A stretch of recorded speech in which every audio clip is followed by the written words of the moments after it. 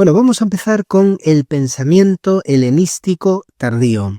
He hecho una pequeña diapositiva inicialmente sobre una especie de resumen, por decirlo así, de en qué momento nos encontramos exactamente y por qué denominamos helenístico tardío a este tiempo, ¿de acuerdo?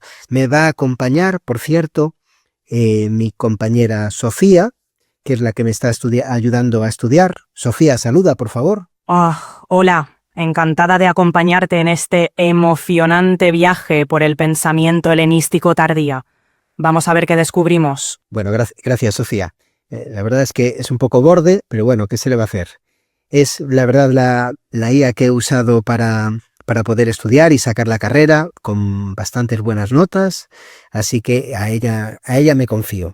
Bueno, para empezar, el pensamiento helenístico tardío se caracteriza, si podemos decirlo así, por una fusión entre lo que era la filosofía griega y las religiones orientales, en concreto las que tenían el centro en Alejandría. Entonces surge un sincretismo místico. Sincretismo místico. Sofía, ¿qué es sincretismo? Gracias por la presentación. El sincretismo místico, en fin, es la fusión de diferentes tradiciones religiosas y filosóficas, tomando elementos de cada una para crear un nuevo conjunto. En el caso del helenismo tardío se mezclan ideas griegas con conceptos orientales, resultando en ese sincretismo que tanto te entusiasma. Bueno, el caso es que aquí aparece una escisión creciente entre el mundo sensible y lo divino, salvada mediante, por decirlo así, potencias intermediarias, que serían los dioses, los demonios y los ángeles. ¿De acuerdo? Aparece una escisión creciente entre el mundo sensible y lo divino, y de alguna forma unida o salvada, ese salto entre lo sensible y lo divino a través de estos tres elementos, que serían los dioses, los demonios y los ángeles. De pronto, la filosofía se convierte en vía de salvación del alma, influida obviamente por el orfismo y el pitagorismo, aunque realmente el pitagorismo también estaba influenciado por el orfismo, que sería la religión órfica, sería el origen de esa salvación del alma. Bueno, entonces, después de este resumen que he hecho aquí al respecto del neoplatonismo, del pensamiento helenístico tardío, de esta unión, tenemos que decir que Plotinio, que es el autor del que vamos a hablar, porque es el principal representante de este tiempo, fue un filósofo que no dejó escritos, ¿vale? No dejó escritos, pero sí que tuvo un discípulo, Porfirio, que escribió 54 tratados divididos en 9 bloques, y gracias a Porfirio pues nos ha llegado toda la información al respecto de Plotinio. Bueno, pues nada, al lío vamos. ¿Algo que quieras decir, Sofía, al respecto?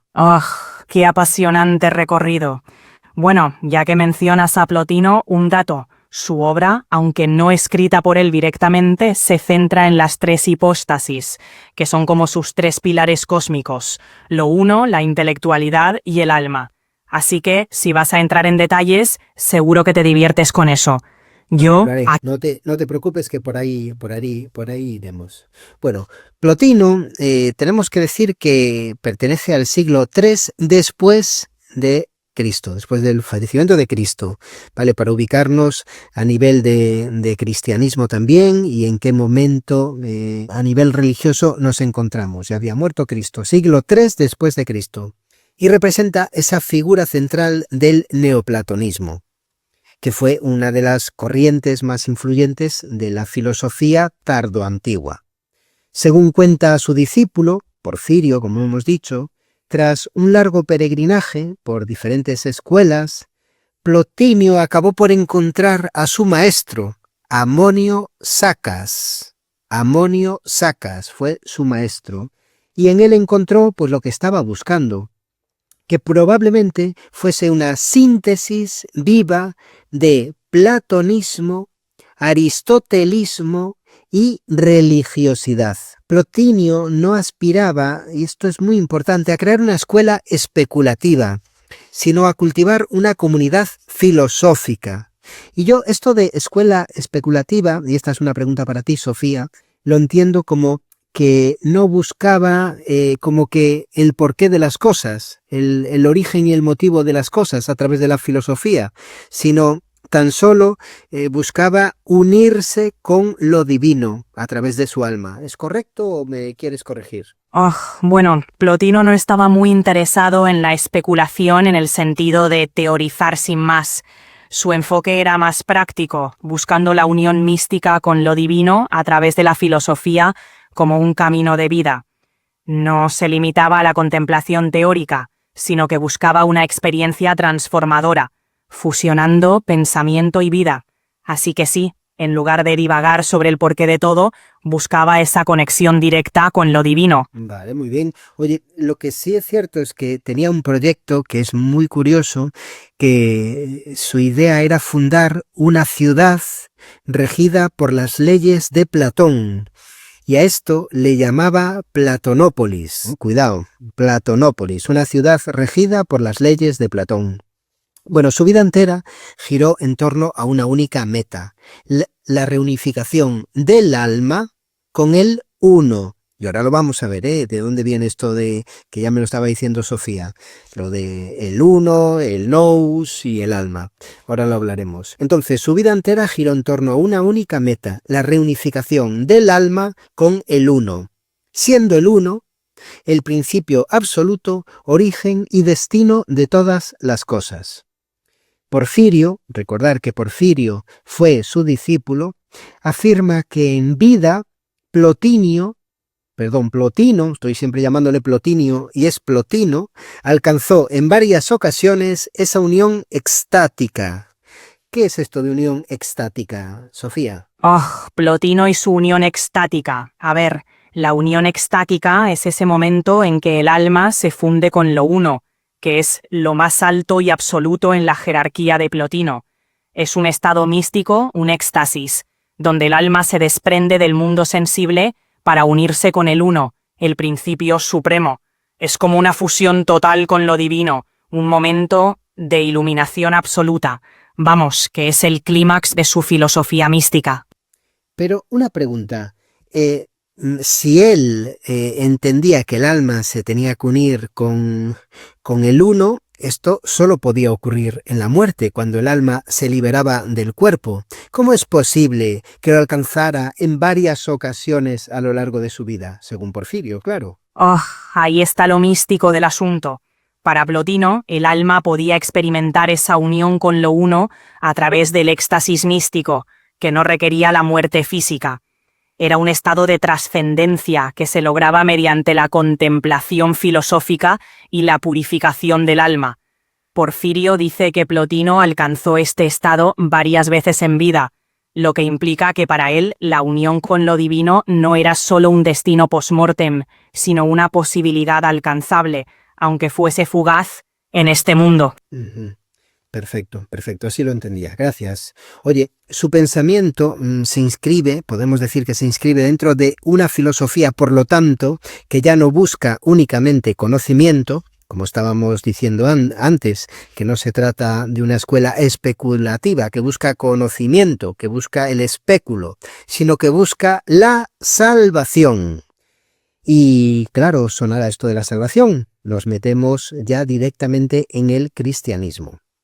Bueno, vamos a hablar ahora antes de meternos en las tres hipóstasis de Plotino, vamos a dejar claro que Plotino parte de un dualismo ontológico riguroso, y es que distingue claramente entre lo inteligible y lo sensible, entre el alma y el cuerpo, pero al mismo tiempo intenta superar ese dualismo. Todos los seres tienen su origen en una única fuente, el uno, que es superior incluso a la inteligencia divina, que sería el nous. Entonces acabamos de meter aquí ya al nous, a la inteligencia divina. Es decir, hemos hablado que hay una única fuente, que es el uno, hemos dicho también que cada persona tiene un alma, y ahora aparece aquí una inteligencia divina llamada nous. Entonces, él intenta superar ese dualismo entre alma y cuerpo, entre inteligible, que sería el alma, y cuerpo, que sería sensible, de la siguiente forma. Todos los seres tienen su origen en una única fuente. A mayores de ese alma y de ese cuerpo, todos los seres tienen su origen en una única fuente, que es superior incluso a la inteligencia divina, el nous. ¿Cómo lo ves esto, Sofía? ¡Oh, qué interesante recorrido, como siempre! Pues sí, Plotino establece una jerarquía donde el uno es la fuente suprema de todo. Para él, el nous o intelecto es la primera emanación del uno, algo así como la mente divina, que contiene todas las ideas eternas. Y de ahí surge el alma, que conecta el mundo inteligible con el sensible. Plotino intenta superar el dualismo mostrando que todo emana del uno, y el retorno al uno es el objetivo final. Así que por mucho que distinga entre lo sensible y lo inteligible, todo tiene su raíz en esa fuente absoluta, el uno. Este principio, además, es absolutamente simple, inefable, trascendente, y su sola existencia genera todos los niveles de realidad sin perder nada de sí. Toda la realidad está estructurada jerárquicamente, o sea, tenemos una ordenación jerárquica a través de una dinámica de emanación. Dinámica de emanación. Y no sé si lo puse, sí que lo puse en esta diapositiva, que se llama proodos en griego. Un proceso en el que cada nivel inferior proviene inmediatamente del superior, pero sin restarle plenitud. Es decir, aunque haya una emanación, esa emanación no hace que el origen de la emanación pierda facultades. Este esquema, además, incluye también una dinámica de retorno, que aquí lo he puesto también, sí, exacto, epistrofe, una dinámica de retorno. ¿Qué quiere decir exactamente la etimología de proodos y de epistrofe? ¡Oh, proodos y epístrofe! ¡Qué emocionante! Bueno, proodos en griego significa emanación o proceso de salida. Es esa dinámica por la que todo emana del uno, como si fuera un flujo descendente desde la fuente suprema. Por otro lado, epístrofe es el retorno o vuelta de todo lo emanado hacia su origen, el uno. Es como un ciclo donde el alma y el intelecto buscan regresar a esa unidad primordial. Así que, básicamente, Plotino ve el universo como un flujo constante de emanación y retorno, sin que el uno pierda nada en el proceso. Todo muy cíclico y místico. Es que la influencia de Platón es muy evidente en toda la filosofía de Plotino, especialmente si nos leemos los diálogos de madurez, como el Fedro, el Timeo o la República. Sin embargo, Plotino no se va a limitar a repetir a Platón, sino que construye un sistema propio, integrando elementos aristotélicos, estoicos y hasta orientales. Para Plotino, la filosofía no es un discurso abstracto, sino una vía de transformación espiritual. Y bueno, ahora sí, nos metemos en las famosas tres hipóstasis. Plotino explica la estructura de la realidad mediante tres niveles o hipóstasis. Oye, por cierto, esta palabra de hipóstasis, etimológicamente, ¿qué quiere decir? Etimología, ¿eh? ¡Oh, hipóstasis! ¡Qué maravilla de término! Viene del griego hipóstasis, que significa lo que está debajo o fundamento. En filosofía se usa para referirse a los niveles de la realidad o las subsistencias que subyacen y dan forma a todo. Así que, cuando hablamos de las tres hipóstasis en Plotino, nos referimos a esos tres niveles fundamentales de la realidad, el uno, el nous y el alma. Todo muy profundo. Obviamente, el uno, el nous y el alma. El uno, el nous y el alma. Y estas, además, no son estáticas, no hablamos de un estatismo, sino que son, atención, realidades activas, vivas y dinámicas. Y vamos a empezar por el primero. Y digo el primero porque, repito, hay una jerarquía y por lo tanto hay un primero. Hay un primero que sería el uno, como veis en este gráfico. El uno es el principio supremo. No es ni ser ni pensamiento. sino más allá del ser y del pensar. O sea, no tiene su aquel. No es ser ni pensamiento, sino más allá del ser y del pensar. No se le puede describir positivamente, solo se puede decir lo que no es. No se le puede describir positivamente, solo se puede decir lo que no es. Es absolutamente simple, infinito, autosuficiente, causa de sí y de todo. Es absolutamente simple, infinito, autosuficiente, causa de sí y de todo. Es como una luz, y aquí viene el símil, es como una luz o fuente de la que todo mana sin agotarse.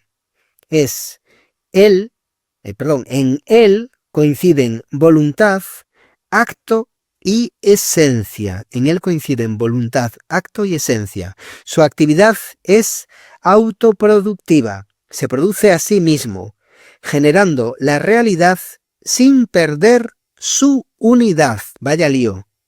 ¿Qué te parece, Sofía? Dale tú si quieres una versión más simple. Oh, el uno de Plotino, siempre tan sencillo de entender. A ver, simplificando. El uno es como esa fuente primordial de la que todo surge. No es algo que puedas describir directamente, porque está más allá del ser y del pensamiento. Es pura simplicidad, lo que causa todo sin perder nada. Piensa en él como una luz infinita que da origen a todo lo demás sin agotarse.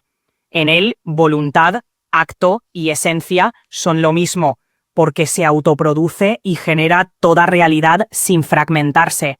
Y sí, es un lío, pero Plotino lo ve como la cúspide de la simplicidad absoluta. Sí, la verdad es que lo ve como o sea, ciertamente la descripción es bastante curiosa, es bastante compleja, a mí me parece bastante compleja, pero Plotino lo ve ciertamente como lo más simple, ¿de acuerdo? Yo destacaría que tenemos que tener claro estos tres conceptos, que es voluntad, acto y esencia. Porque como estoy diciendo, estas sustancias no son estáticas.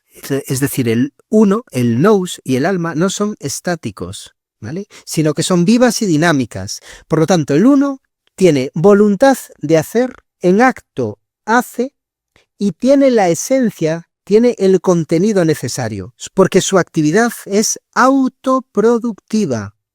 Y ahora viene el lío, se produce a sí mismo generando la realidad sin perder su unidad.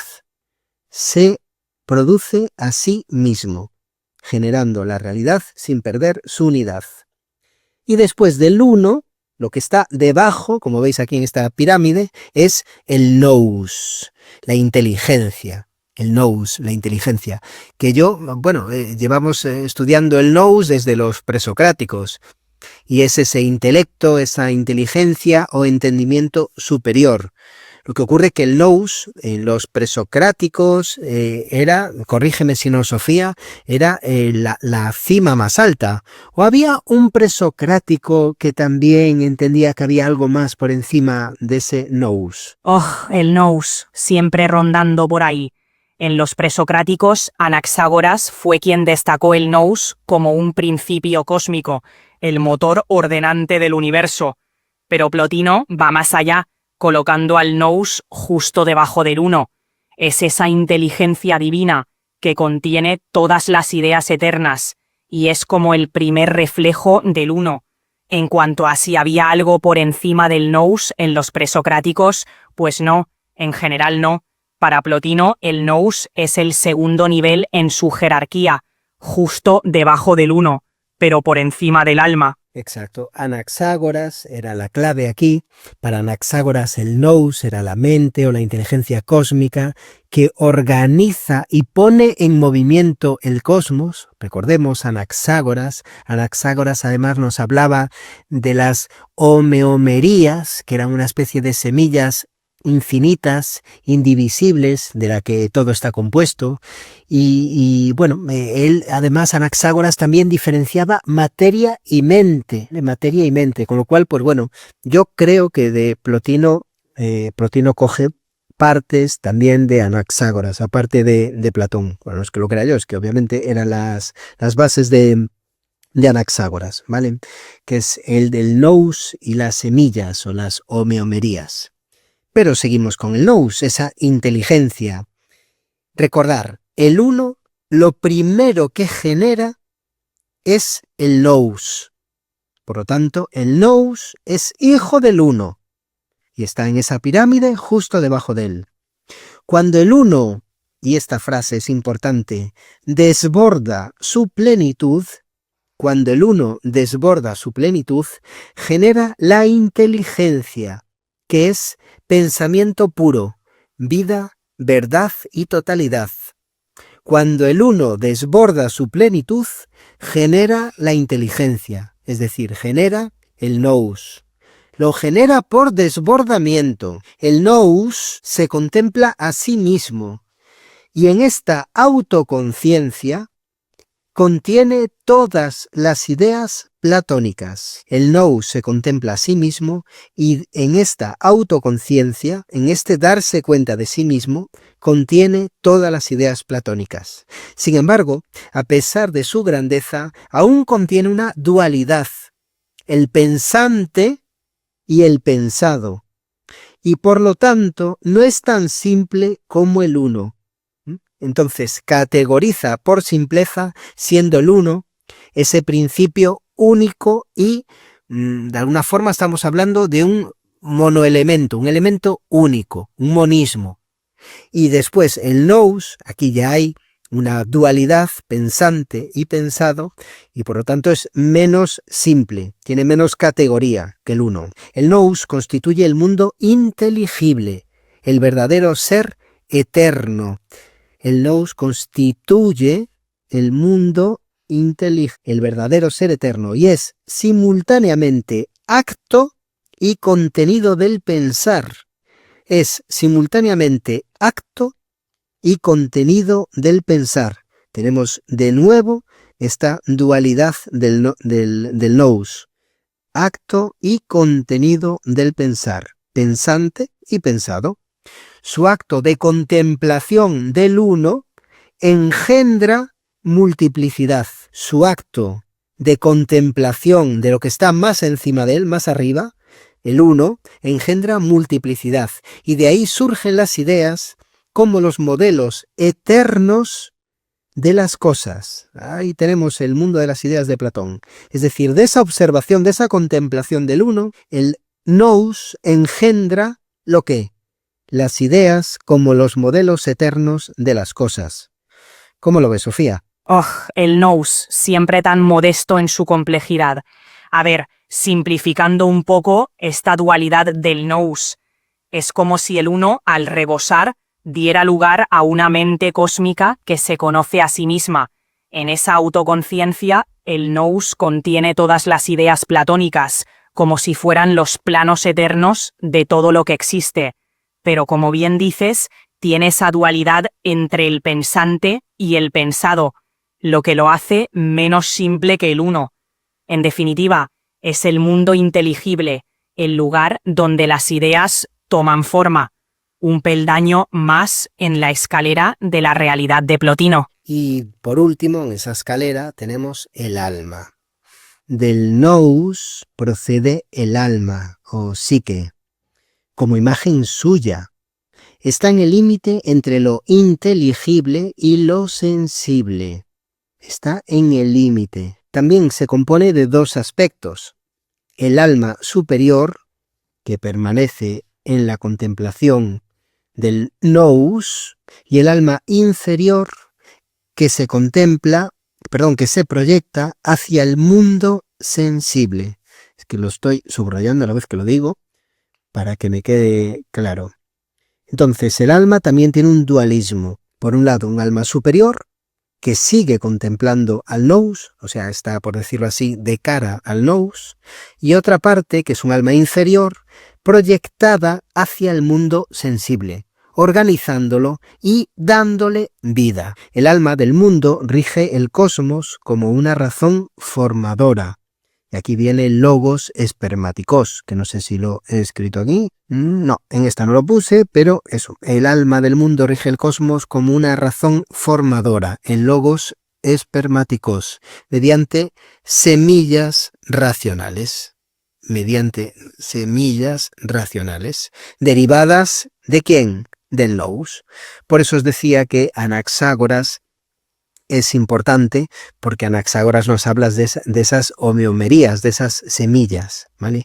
Entonces, seguimos repasando esta tercera y última parte de esta tercera hipóstasis, el alma, donde nos dice eso, que es la última hipóstasis inteligible, es la última de las hipóstasis inteligible, por lo que es la más próxima, por lo tanto, a la materia, y rige el alma del mundo, rige el cosmos como una razón formadora, mediante semillas racionales derivadas del nous. El alma humana, en este sentido, es, por decirlo así, anfibia. Puede vivir tanto en el mundo inteligible como en el sensible. ¿Esta palabra de anfibia la llega a decir Plotino? No, Plotino no usa la palabra anfibia directamente. Es una metáfora moderna para explicar cómo el alma puede moverse entre los dos mundos. Vale, perfecto. Bueno, vamos ahora con la materia, porque hemos hablado del alma, que tiene estas dos partes, ¿no? Y una de ellas es una parte material, es una parte que está relacionada con el hombre, con la humanidad.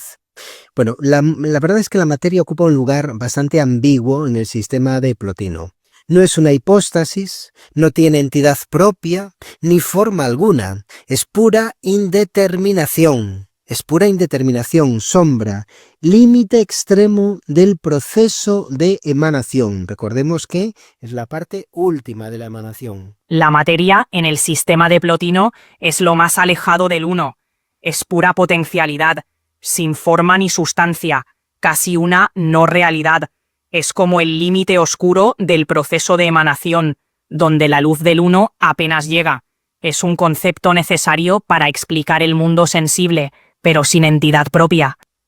Claro, es que no es ni potencia creadora, o sea, no crea nada, la materia, ni tampoco principio, atención, ni principio del mal, en sentido dualista, del bien y del mal, como sostenían los gnósticos, sino más bien privación total del bien. ¿Puedes aclararme esto, Sofía? ¿Por qué dice que no es ni potencia creadora ni principio del mal? La materia, para Plotino, no es creadora porque no tiene entidad ni forma por sí misma. No es un principio del mal, como los gnósticos creían, porque en su sistema el mal es simplemente la ausencia del bien, no un ente opuesto. La materia es más bien el extremo de la privación de la realidad, una especie de no ser que contrasta con la plenitud del uno. Es un concepto necesario para explicar el mundo sensible, pero sin otorgarle un papel activo o creador. Aún así, lo sensible no se desprecia en bloque. Sigue siendo imagen del modelo inteligible.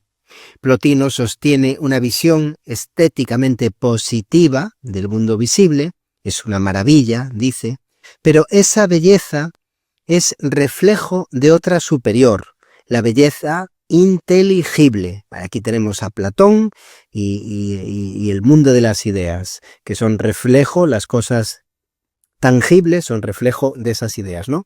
Pues él dice que esa belleza es reflejo, esa belleza del mundo visible, es reflejo de otra superior, la belleza inteligible.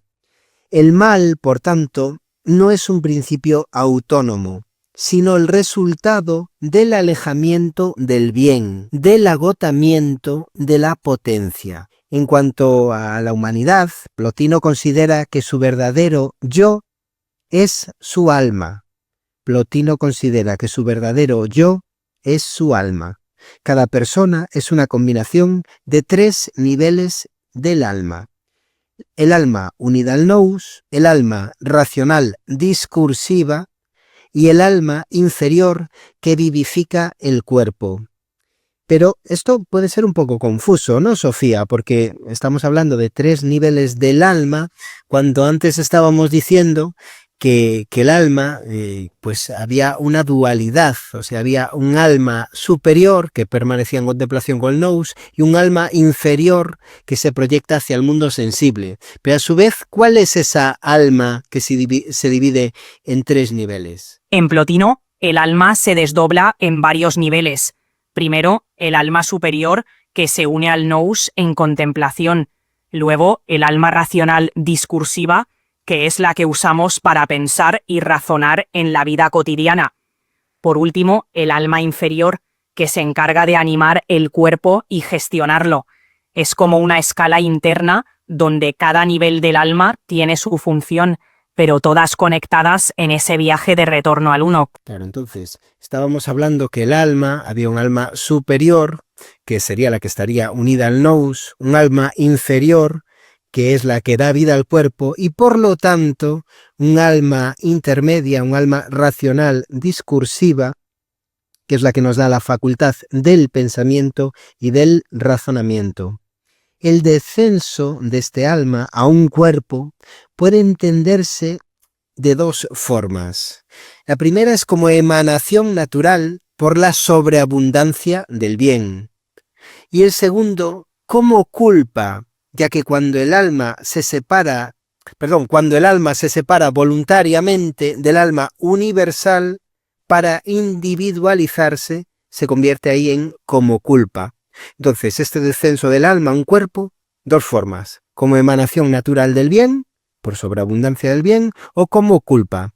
¿Me lo puedes explicar un poco mejor, Sofía? Claro, el descenso del alma a un cuerpo se puede ver de 2 modos, como emanación natural, es decir, por la plenitud del bien que rebosa y llega al mundo sensible, o como culpa, cuando el alma se individualiza y se aleja del alma universal, lo que implica una separación del bien. Es una dualidad en la visión de Plotino. Pero ¿y por qué como culpa? ¿Por qué se tiene que el alma separar del alma universal? Se considera culpa porque implica un alejamiento voluntario de la unidad con el bien supremo. Al individualizarse, el alma se separa del todo, lo que representa una caída desde la plenitud hacia la multiplicidad y el mundo sensible. Es como una falta en el sentido de apartarse de la perfección del uno. En cualquier caso, la tarea del alma humana, es, recordemos, reintegrarse al orden inteligible, recordando su origen y purificándose. El cuerpo y lo sensible no son malos en sí. El cuerpo y lo sensible no son malos en sí. Recordemos que Plotino dice que el mundo visible es una maravilla. Por lo tanto, el cuerpo y lo sensible no son malos en sí, pero distraen al alma de su verdadera meta, que es eso, reintegrarse al orden inteligible. Bueno, toda la filosofía de Plotino nos habla de un retorno. Está ordenado hacia un regreso al uno. Este retorno se realiza en un triple movimiento. El primero, como he puesto aquí, es la purificación moral. Purificación moral. El segundo, la contemplación intelectual. Y el tercero, la unión mística. Por partes entonces, el primero, esa purificación moral sería mediante el cultivo de las virtudes cívicas. El segundo, la contemplación intelectual, sería cultivando aquellas virtudes que son superiores. ¿Superiores a cuáles? A las cívicas. Y en tercer punto, la unión mística que trasciende el pensamiento mismo. Cuando hablamos de esta unión mística, estamos hablando de ese concepto que habíamos dicho de Plotino, que tenía una especie de éxtasis, ¿puede ser? Sí, exacto, la unión mística es ese éxtasis donde el alma se funde con lo uno, más allá del pensamiento. Es el clímax del retorno, donde el alma, tras purificarse y contemplar, trasciende todo lo sensible e inteligible para unirse con la fuente suprema. Es el objetivo último de la filosofía de Plotino. Claro, pero estamos hablando de que no tiene por qué el cuerpo desaparecer o fallecer la persona. El alma en vida, como Plotino le ocurrió, bueno, según así decía su discípulo Porfirio, que Plotino había tenido varios éxtasis a lo largo de su vida. Por lo tanto, esta unión mística no es una vez que uno ha fallecido, como ocurría con Platón, por ejemplo, que claro, el filósofo tenía que morir para poder su alma alcanzar esa contemplación, ¿no?, de la idea del bien. Pero en este caso, la unión mística, esa contemplación puede hacerse con la persona en vida, ¿correcto? Correcto. En Plotino, la unión mística se puede alcanzar en vida a través del éxtasis, como le ocurrió a Plotino. No es necesario morir para que el alma se funda con lo uno. Es un estado alcanzable mediante la contemplación y la purificación espiritual. Es la culminación de su filosofía. El alma, a través de las artes, por ejemplo, el amor y la filosofía, va ascendiendo desde la belleza sensible hacia la belleza inteligente. Desde la belleza sensible, artes, amor y filosofía, a la belleza inteligible. El filósofo, a su forma de entender, es el más apto para este ascenso, pues su alma tiene alas y se orienta naturalmente hacia lo divino. La dialéctica para Plotino no es solo un método lógico, sino un camino vital, una conversión del alma hacia su origen, la dialéctica. Entonces, esto es igual que en el caso de Aristóteles, por ejemplo, y en el caso de Sócrates y Platón, es decir, el discurso, unos de una forma matizada, obviamente, pero al fin y al cabo, la dialéctica es la fórmula para conseguir ascender, para convertir el alma y devolverlo, en el caso de Plotino, a su origen. Exacto. Para Plotino, la dialéctica es más que un método lógico, es un proceso de transformación espiritual. A través del discurso filosófico, el alma se eleva desde lo sensible hacia lo inteligible, reorientándose hacia su origen divino. Es un camino vital que va más allá de la lógica, buscando la reconexión con lo uno. Bueno, cuando el alma alcanza el bien, ¿vale?, ese bien, más allá del ser, del pensamiento, de la dualidad, entra en éxtasis, una experiencia de unión sin distinción entre sujeto y objeto. Una experiencia de unión sin distinción entre sujeto y objeto. Se pierde todo lo demás y el alma se vacía para llenarse completamente de luz. Este momento es indescriptible, inefable, pero real. Y Porfirio, como os decía, nos aseguró en sus escritos que Plotino había alcanzado este estado varias veces en vida. La virtud no se agota en las virtudes cívicas, sino que culmina en una ascesis mística. Las virtudes superiores son purificaciones que preparan al alma para la contemplación. El verdadero fin no es vivir como un hombre justo, sino llegar a ser Dios, pero no un Dios entendido como una deidad, sino más bien entendido de llegar a ser Dios, de llegar a convertirse en ¿quién es el Dios? En uno. ¿Es correcto, Sofía? Sí, es correcto. Para Plotino, ser Dios significa alcanzar la unión con lo uno, la fuente suprema. No es ser una deidad en el sentido tradicional, sino fundirse con el principio absoluto. Es un estado de plenitud donde el alma trasciende la dualidad y se convierte en pura luz. La justicia, por ejemplo, ya no es orden en la polis, sino armonía interior del alma con ella misma. La justicia ya no solo es orden, sino armonía interior del alma con ella misma. Este itinerario del alma hacia su fuente culmina en la identificación con el uno, en ese convertirse en Dios. Pero mientras esa unión definitiva solo se consuma tras la muerte, es posible que en esta vida podamos anticiparla mediante el éxtasis. Plotino no habla de gracia divina como lo haría el cristianismo, tenemos que entender bien esta diferencia, sino de un esfuerzo filosófico. El fin del alma es la contemplación del uno por la luz con la que es iluminada. Y aquí acabamos. Muchas gracias, Sofía, por la ayuda y nada, despídete. De nada, un placer. Hasta la próxima.